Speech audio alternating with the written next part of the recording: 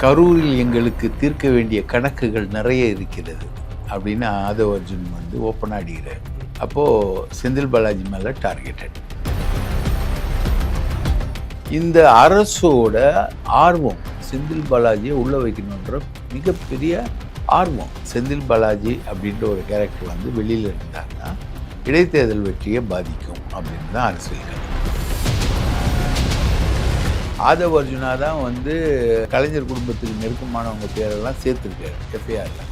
அமலாக்கத்துறை போட்டு தடை செய்யப்பட்ட அந்த விளக்கத்தை திரும்பியும் போட்டு திரும்பவும் ஒரு வம்பில் வந்து விஜய் அரசு வந்து மாற்றி.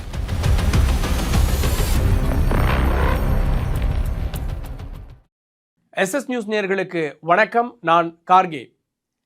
முன்னாள் அமைச்சர் தற்போதைய சட்டமன்ற உறுப்பினர் செந்தில் பாலாஜி கைது செய்யப்பட போகிறார் அப்படின்ற பரபரப்பு எழுந்திருக்கிறது. அதற்கான வாய்ப்பு இருக்கிறதா? சமீபத்திய ரெய்டு என்ன சொல்கிறது? இது பற்றிய பார்வைகளை பெறுவதற்காக நம்மோடு மூத்த பத்திரிகையாளர் திரு தாமோதரன் பிரகாஷ் இணைகிறார். வணக்கம் மூத்த பத்திரிகையாளர் தாமோதரன் பிரகாஷ்.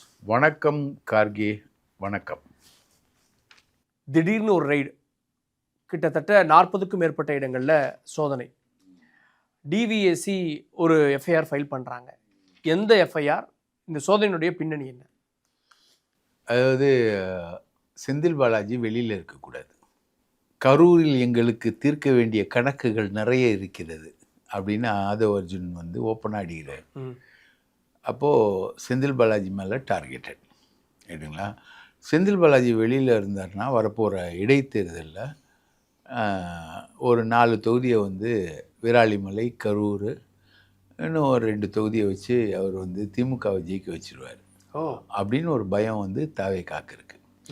செந்தில் பாலாஜி திருச்சி கிழக்குனா KN நேரு, ஏவாவேலு, இப்படி ஒரு டார்கெட்டு. சேகர் பாபு, மூர்த்தி, மதுரை மூர்த்தி, இப்படி ஒரு டார்கெட்டு. அதுக்கப்புறம் நம்ம அன்பில் மகேஷ் பொய்யாமொழி, இப்படி ஒரு டார்கெட் இருக்கு. இந்த டார்கெட் எல்லாத்தையும் செக்யூர் பண்ணோன்றது அதில் குறிப்பாக செந்தில் பாலாஜி. ஏன்னா கரூர் வந்து அவங்களுடைய மனசை விட்டு அகலாத ஒரு அவங்களுக்கு ஒரு துயர சம்பவம் ஏற்பட்ட ஒரு இடம். அவங்களுக்கு ஒரு துயர சம்பவம். அது யாரால தானா தற்கொலையா இல்லை இதுவா விபத்தா இல்லை சதியா அப்படின்றது வந்து ஒரு பெரிய கேள்வி. எதுவாக இருந்தாலும் அவங்களுக்கு ரொம்ப ஒரு பாரமான ஒரு நிகழ்வு தான். அதில் வந்து ஒரு அரசியல் கணக்கு இருக்குது. அரசியல் கணக்கு என்னென்னா செந்தில் பாலாஜி அப்படின்ற ஒரு கேரக்டர் வந்து வெளியில் இருந்தார்னா இடைத்தேர்தல் வெற்றியை பாதிக்கும் அப்படின்னு தான் அரசியல் கணக்கு. அதுக்கு முதல்ல வந்து அவரை தூக்கி உள்ளே வைக்கணுன்னு தான் ஒரு கேஸ் போடுறாங்க. அதுதான் குதிரை பேர வழக்கு. அதாவது நம்ம எம்எல்ஏ இளையராஜாவை வந்து ஊத்தங்கரை இளையராஜாவை வந்து 50 கோடி இல்லை 30 கோடி கொடுத்து அவரை வந்து எதிராக திருப்பி அவரை வந்து தாவேகாவுக்கு எதிராக வந்து வாக்களிக்கணும், சபாநாயகருக்கு எதிராக தீர்மானம் வரும், வாக்களிக்கணும் அப்படின்ற மாதிரிலாம் பில்டப் கொடுத்து ஒரு கேஸை ரெடி பண்ணாங்க. அந்த கேஸை லஞ்ச ஒழிப்புத்துறைக்கு கொண்டு போய் கொடுக்குறாங்க. அந்த கேஸை வந்து அருண் அப்போ இருக்கார் லஞ்ச ஒழிப்புத்துறையில். இது ஒரு கேஸே கிடையாது, லஞ்சம் கொடுத்தான்னு சொல்கிறீங்க, லஞ்சம் கொடுத்தான்னா அதுக்கான ப்ரூஃப் எங்கே, கேஷ் ட்ரான்சாக்ஷன் எங்கே, அதுக்கான டீட்டெயில் எங்கே, எந்த பேங்க்கில் எடுத்தானுங்க, எந்த பேங்க்கில் கொண்டு போய் கொடுக்குறானுங்க, 30 கோடி 50 கோடின்னா வாய்க்கு வந்த மாதிரி பேச முடியுமா? ஒரு குற்ற எஃப்ஐஆரில் வந்து 30 அந்த எஃப்ஐஆர் லஞ்சம் வாங்க மாட்டேன்ட்டாரு, அதாவது இந்த பணத்தை வாங்க மாட்டேன்ட்டார், அதுக்காக மிரட்டுனாங்க அப்படின்றதான எஃப்ஐஆர். அது மிரட்டுனாங்கன்ற எஃப்ஐஆர் வந்து எப்போவுமே லாண்ட் ஆர்டர் போலீஸ் போடும்போது ஒரு லாண்ட் ஆர்டர் செக்ஷனையும் சேர்த்து போடுவாங்க. கொலை மிரட்டல் விடுத்தார், கொல்ல பார்த்தார், சதக் என குத்தினார் அப்படின்ற மாதிரி போடுவாங்க. அதுதானே தவிர அந்த கொலை ஆங்கிள் வந்து அந்த எஃப்ஐஆரில் ஒரு பெரிய விஷயமே கிடையாது. எஃப்ஐஆரில் மெயினான விஷயம் வந்து எம்எல்ஏக்களை வந்து விலைக்கு வாங்கி ஆட்சிக்கு எதிராக சதி பண்ணாங்க, 10 எம்எல்ஏக்களை விலை பேசினாங்க அப்படின்னு. அந்த வழக்கில் ஒரு முக்கியமான திருப்பம் முந்தானேத்து நடந்தது. என்னது? அதாவது அதில் வந்து ராஜேஷ்னு ஒருத்தனை வந்து கைது பண்ணுறாங்க. அவன் வீட்டிலேருந்து 1,06,000 ரூபாய் பிடிக்கிறாங்க. ராஜேஷ் வந்து சென்னை ஹைகோர்ட்டில் வந்து ஒரு பெட்டிஷன் தாக்கல் பண்ணுறான். தர்மாதிகாரி இன்னும் தலைமை நீதிபதிக்கிட்ட அது விசாரணைக்கு வருது. பெட்டிஷனில் அவன் என்ன சொல்கிறான்னா, இந்த வழக்கே வந்து போலியான வழக்கு, பொய்யான வழக்கு, உறுதியான ஆதாரங்கள் இல்லாமல் வந்து இந்த வழக்கு போடுறாங்க. இந்த வழக்கில் சம்மந்தப்பட்ட திருநாவுக்கரசுகிட்டையோ செந்தில் பாலாஜிக்கிட்டையோ நான் பேசினது கூட கிடையாது. ஃபோன்லேயும் தொடர்பு கிடையாது, நேர்லேயும் தொடர்பு கிடையாது. என்னை வந்து கைது பண்ணி என் பேங்க்லேருந்து 1,06,000 எடுத்துட்டு என்னை வந்து குற்றவாளியாக்கி ஜெயிலில் அடைச்சிட்டாங்க. மொத்தம் 20 பேர் கைது செய்யப்பட்டாங்க. அதில் இவரும் ஒருத்தர். என்னை வந்து ஜெயிலில் 2 கோடி ரூபா பணம் பிடிச்சிருக்கோம் அப்படின்றாங்க அந்த கேஸ். அந்த கேஸ் 2 கோடி ரூபாய் ராஜேஷ் கிட்ட கிடையாது. இல்லை, ஒட்டுமொத்தமாக இந்த நெட்வொர்க் கிட்ட 2 கோடி பிடிச்சிருக்கோன்றாங்க சொல்கிறாங்க. ஆனால் ராஜேஷ் கிட்ட 1,06,000 பிடிச்சிருக்காங்க. இந்த வழக்கு விசாரணை போகிற போக்கே சரியில்லை. எஃப்ஐஆரும் கிளியர் இல்லை. எஃப்ஐஆரில் எந்த இடத்துலையும் வந்து எம்எல்ஏக்களுக்கு லஞ்சம் கொடுக்க சதி செய்தார்கள் அப்படின்னு எஃப்ஐஆரில் இல்லை. என்ன ரிமாண்ட் ரிப்போர்ட்டில் வந்து அதை கொண்டு வராங்க. இதில் வந்து பெரிய அளவுக்கு மோசடி நடக்குது. எனவே இந்த வழக்கை வந்து சிபிஐக்கு அனுப்புங்க அப்படின்னு ஒரு பெட்டிஷன் போடுறாரு. என் மேலே இருக்கக்கூடிய வழக்கு விசாரணைக்கு தடை கொடுங்க, இந்த வழக்கை வந்து சிபிஐக்கு கொடுங்க அப்படின்னு சொல்லி அவர் பெட்டிஷன் போடுறாரு.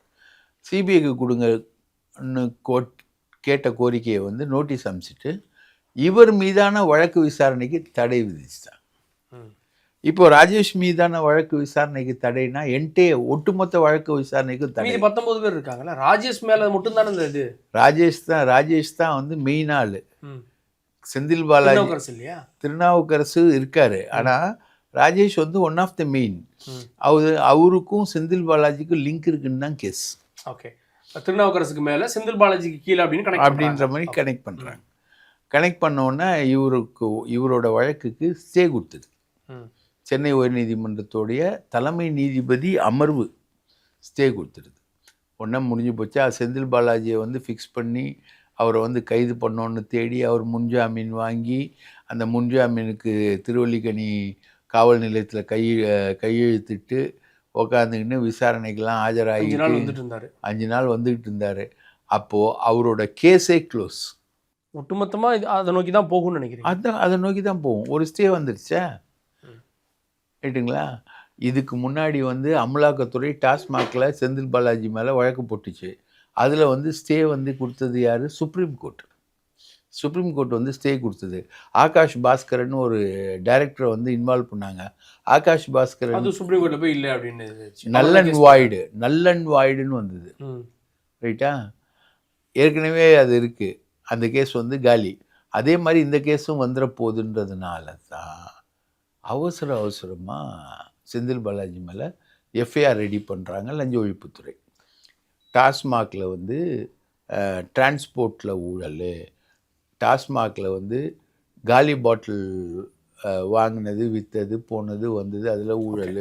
பணம் கொடுத்து எம்எல்ஏக்களை விலைக்கு வாங்க முயற்சித்தது அப்படின்றது ஒரு கேஸ், அது முடிஞ்சிச்சு. அப்படின்னா இந்த கேஸ் ஒன்றும் புதுசு கிடையாது. இதே புகாரை முன்னாடி வச்சு ஒரு ஆதாரம் வந்து இருக்குது அப்படின்னு சொல்லிட்டு ஒரு ஐஏஎஸ் தொடர்புடைய ஆதாரங்கள் ஏற்கனவே கைப்பற்றப்பட்டு அந்த வழக்கு உச்சநீதிமன்றம் வரைக்கும் போயிட்டு தான் இதாச்சு. அதோடைய நீட்டிப்பு தானே இப்போ டிவிஎஸ்சி ஃபைல் பண்ணியிருக்கக்கூடிய இந்த எஃப்ஐஆர். சிம்பிள் கேள்வி என்னென்னா, உச்சநீதிமன்றம் பெருசா, என்ஃபோர்ஸ்மெண்ட் டைரக்டரேட் பெருசா, தமிழ்நாடு லஞ்ச ஒழிப்புத்துறை பெருசா?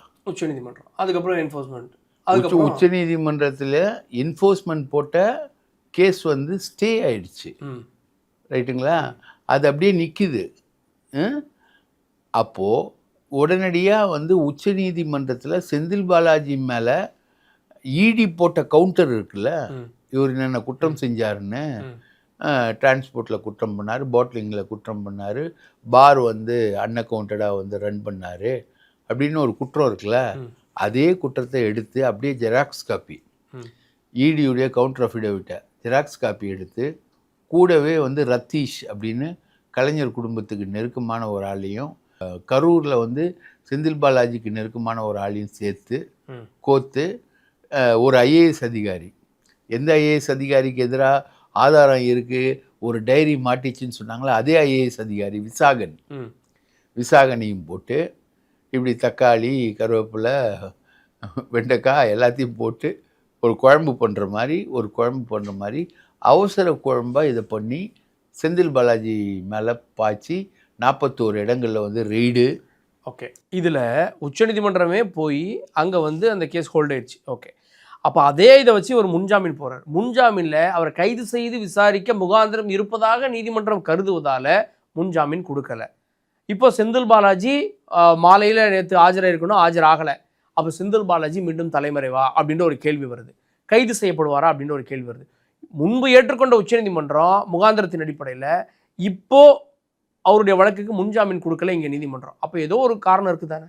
பொதுவாக ரெய்டு நடத்தினா கைது பண்ண மாட்டாங்க. விஎன்டிசி ரெய்டு வந்து கைதில் முடியாது. ரெய்டு நடவடிக்கையோடு இருக்கும், கேஸ் போகும். இப்போ ஏவாவேலு உட்பட பலர் மீதான விஎன்டிசி கேஸ் வந்து கைது நடவடிக்கை போல், KN நேருவுக்கும் கைது நடவடிக்கை போல் இது வந்து கைதுக்கு போகாது. ஆனால் செந்தில் பாலாஜி பயப்படுறது என்னன்னா, என்னை கைது பண்ணிவிடுவாங்க, எப்படியும் என்னை கைது பண்ணிவிடுவாங்க, அதனால் நான் போகிறேன்னு சொல்லிட்டு இளந்திரையன்னு நீதிபதி முன்னாடி வழக்கு போட்டு இளந்திரையன் வந்து ஃபுல்லாக ஆன்டியாக பேசி இவரை வந்து காவல் நிலையத்தில் கைது செய்து விசாரிக்கணும்னு தீர்ப்பு கொடுத்துட்டார். முன்ஜாமீன் இது வந்து தானாக போய் வழியே போய் வம்பு வாங்குறது. ரைட்டா, அவங்க கைது பண்ண வந்தான்னா நீங்கள் போகலாம், கைது பண்ணுறதுக்கான மூவ் இல்லைங்க. இன்ஃபேக்ட் வந்து அவர் தங்கியிருந்த ஹோட்டலில் அவரை வந்து 4 மணி நேரம் விசாரிச்சுட்டு போயிருக்கு லஞ்ச ஒழிப்புத்துறை. அப்போ நினச்சிருந்தா இந்த வழக்கில் கைது பண்ணியிருக்கலாம்ல. இது வந்து தானாக போய் வழியே போய் வம்ப வாங்குறது. மாட்டிக்கிட்டார் செந்தில் பாலாஜி. இது ரைட்டு. இது நாளைக்கு வந்து சுப்ரீம் கோர்ட் போகும்போது சுப்ரீம் கோர்ட்டில் வந்து ஒரு மோகனான்னு ஒரு அம்மா ஜட்ஜி இருக்குது. அந்த அம்மா வந்து ஏற்கனவே செந்தில் பாலாஜிக்கு வழக்கறிஞராக இருந்தது, நான் இந்த வழக்கை விசாரிக்க மாட்டேன்லாம் சொல்லிடுச்சு. ஆனால் குயிக்காக வழக்கை வந்து எடுத்துட்டாங்க. மாட்டாமல் இருக்கிறதுக்காக செந்தில் பாலாஜி என்ன பண்ணுவார்? வழக்கமான பாணி தானே, தலைமறைவு. ரைட்டா, மாட்டாமல் இருக்கிறது தலைமறைவு. உச்சநீதிமன்றம் முன்ஜாமீன் கொடுத்தோடனே வெளில வருவார் சர்ப்ரைஸ்.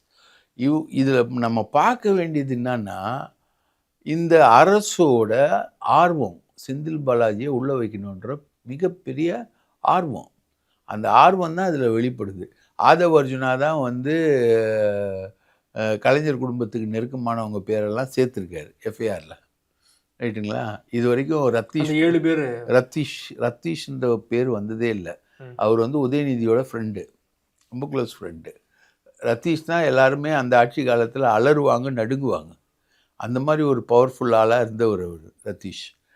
அந்த ரத்தீஷை வந்து மறுபடியும் ஃபிக்ஸ் பண்ணி கொடுக்குறது ஆதவ்.